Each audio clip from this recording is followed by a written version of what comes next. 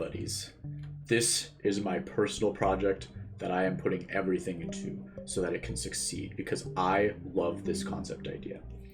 For those that don't know, this is a recreation or like similar, what do you call this actually?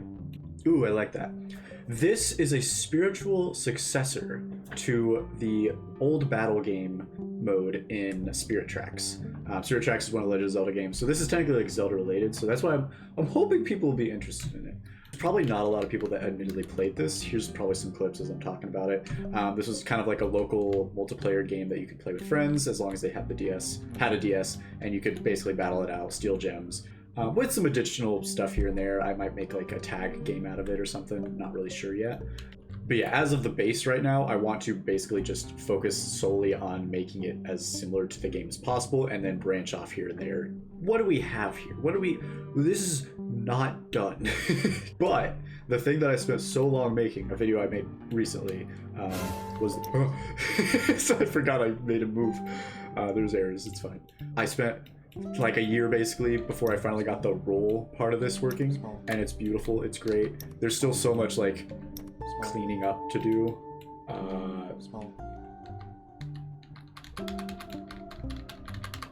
Why can't I roll?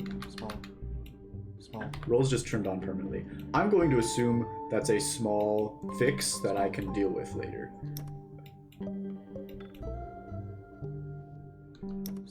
Roll works, I swear, guys. Why is it permanently on? We're gonna ignore that for now, because if I spend another minute talking about roll and it's not working, I think I might, now that I've gotten that definitely working and in a phase where I believe I can actually make the rest of this game, let's talk about some of the other stuff I have to do. Enemies, that's the next thing I'm working on. This has also been a slight nightmare. Not like a terrible nightmare, because it's actually working now, but even just getting the hit working, like this part, and having that work over the network. Here's my client, by the way. This is the server guy. The server guy works all the time, basically. It's the client that you gotta worry about. If I run into the bear, it's working. It is in a playable state now, finally. This is gonna be a great video. I already delayed this video by like 3 days trying to get things in a state that I can showcase it, so this is what you're getting.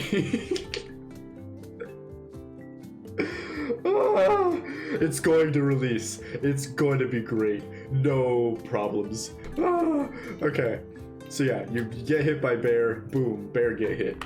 So that's what I'm working on right now. Once I finish the basic enemy and the basic player is working properly, a lot of the other steps is going to be fairly straightforward and easy. There'll still be stuff I'm sure I'm gonna have struggles with, but like the core gameplay elements will be done, and that's huge. What you see here is my first like demo level. This probably will change quite a bit, especially now that I actually have like enemies and pathfinding and stuff, because now I know how to base the level off of those guys, because the enemies are kind of like the biggest feature, not counting like the players themselves, I suppose, running around. One of the biggest things I made for the enemies is this spawn point thing, which is really cool. So any of these spots here are where the bear could spawn, as well as like what path it can take. One of the specific design choices I'm making with the bear is if he's at a point and he's come from one point, he will not go backwards. So like if he goes from like point A to point B, he has to go to point C, he can't go back to point A.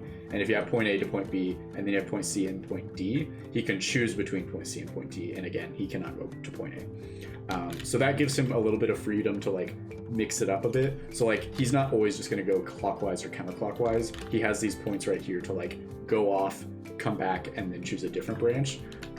And that's why I think this level is probably going to change a little bit, is because I want more of these opportunities for him to take different or similar paths. So like maybe I might cut in the middle here and have like another point here so we can kind of go in like a grid type shape.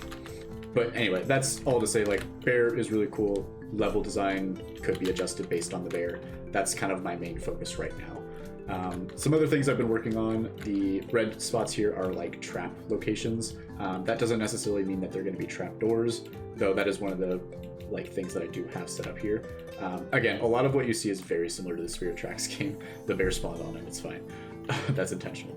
This helps for both the enemies and like trapping players and stuff, so that'll be a very basic trap, but I want to use a lot more than just trapdoors like the Spirit Tracks game does. I want like fans, I want spike traps, I want something that launches you or something. Some, like, for example, I think it would be really cool to have some sort of spinning blade thing that like knocks you back or hits you, and you can turn it on through this like trap or pressure plate here. Lots of cool little ideas for like what traps could be, and making those implement and work shouldn't be too bad on the bright side. Something I haven't really messed with too much. These blue spots are probably going to be the similar experience to like bombs in the Spirit Tracks game. So it's something that you can pick up, you can throw at enemies or players and do some sort of reaction to them.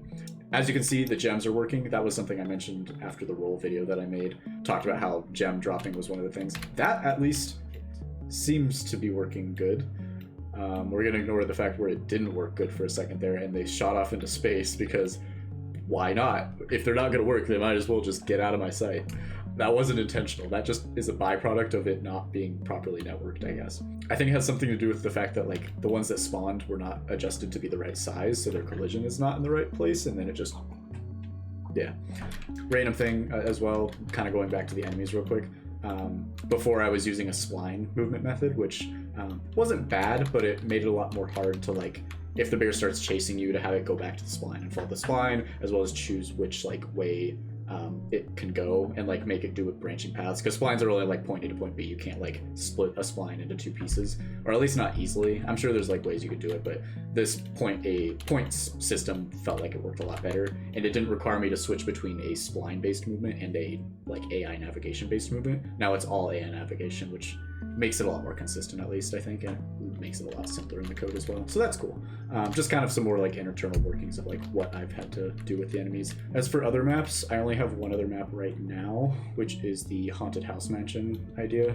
This one's really rough, I feel like, right now still. I have coins in the level because that was just like a have people play test it, see how it feels to collect the coins, make sure it feels like it's easy to get around in the level. So ignore those. But the premise for this, because I want like a gimmick for every like map that you choose, and the gimmick for this one is that doors open and close, revealing different like routes and stuff.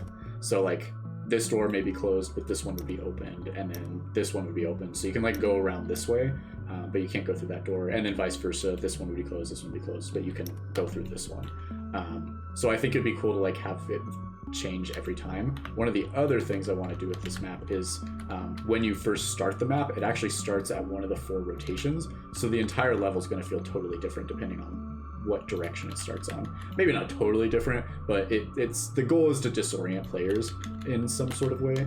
Eventually I'll have a map feature, which I'm hoping I remember to implement that to work rotation wise, so like it's not fixed towards north and south or whatever. We'll see. In addition to the bear, one of the other things I'm trying to work on is the actual full gameplay loop. So right now you'll host a server, it'll create a lobby, people can join that lobby. Here's the lobby. This is where like the results screen will happen. This is where you can choose a level. This is like all the good stuff. This is where people can join. It's great. Here's the mutator settings where you can like choose to play tag. You can choose to play the battle mode. You can choose how long the games are. You can choose what happens in the game, stuff like that. That's what the settings will be eventually. Start game. This is where you can choose the map. I have not set this up yet, but you'll select map 1. That'll be the forest level. It'll actually show you like a display of what it looks like. It'll be great. And then once you finish that, you get into the game. Game starts. You play through the game. Timer goes up. Checks the scores of the gems, gives you a results screen at the end. You can rinse and repeat loop from there. That's what I'm trying to get set up here as well. In addition to everything is that gameplay loop, because once I have that done as well, that's another like very big core gameplay element to this. I'm hoping I'm not putting off like level design and stuff too much here, but I still need the enemies and players to like work properly so that I can actually test the levels in the first place. So at most I can still only really make blockouts before I want to make final levels. I'll get there when I get there. Got a lot of different asset packs. I'm looking forward to using those. Fortunately, I still have pretty good skills when it comes to animation and stuff like that. So while of course like the bear and gremlin model, those are like obviously like pre-created assets and stuff, the like hit animation here, that was something I was able to just whip up nice and easy. If you get hit into a bear, might have to look into that. Also, for some reason my other guy didn't spawn, so this is funny. Oh, first person. Whoa. We're gonna have a first person mode in this. That'll be really fun. I don't even know how that would work, because here's another topic, because I'm running out of things to talk about, because there's so little actually done in this game. The control scheme. This is also being very similar to the Spirit Tracks, where you use a stylus, or in this case just your mouse, to control. You can either use the keyboard to roll or other features that I might add, or you can use the right click. So you could technically play this whole game with just a mouse. I do have a controller, and as of right now, you can play with a controller as well. Whether this is... I still don't know exactly how this is all going to work. The only other interaction I haven't made is whatever like weapon you can use in the game. Again, I don't know if I'm just going to make this bombs in some way, but I'm not sure the best way to interact with that. And I don't know who has an inherent advantage, whether playing with controller or keyboard is better. With keyboard and mouse, you can like theoretically tap stuff and it'll auto pathfind to it. I don't know if I'm implementing that, but also if you were like playing on a controller, you might push the button and it wouldn't consider you to be close enough. If I were to click on this with a mouse, it would for sure grab the like item, versus if you like pressed a button, it might not always pathfind to that proper thing. Closing thoughts. This game is killing me on the inside, but I love working on it, and I love when it works, when it does work.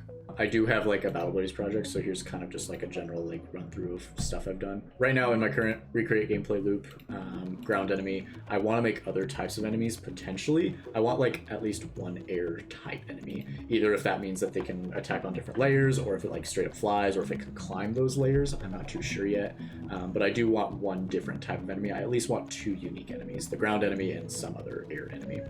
Much like, again, the Spirit Tracks game, there's going to be like power-ups and stuff. I want to make these pretty unique as well, so there's a couple different ideas I have here. Different level ideas. We got the forest, desert, dungeon, mountainous, snowy, like very generic, like elemental-based things. Got the haunted house one, which is unique. Underwater one would be really cool. I think I might try something with that. Because then, like, again, like, if I make a very generic air enemy, I could technically make a shark swimming, so it's not necessarily an air enemy, but it fundamentally works like that. Really cool. I love reusing stuff in this game. It's a very simple game that can have a lot of different unique looks, I think, which is really, like, exciting for me. Figured I'd just make another update on it, make sure people are, like, interested.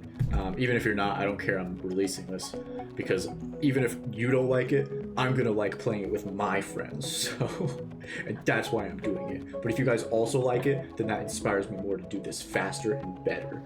Anyway, that's everything. You guys are cool. You guys freaking blew up the videos. Keep it up. I'm glad you guys are interested in that. Hopefully, again, you guys are interested in this. I'm working very hard on lots of different projects, and I am excited to continue to make progress on them. So keep an eye out, keep an ear out. I'm gonna keep going until I burn out, crash and burn. That'll never happen. Just watch. These videos are gonna keep going. I sure hope that's the case.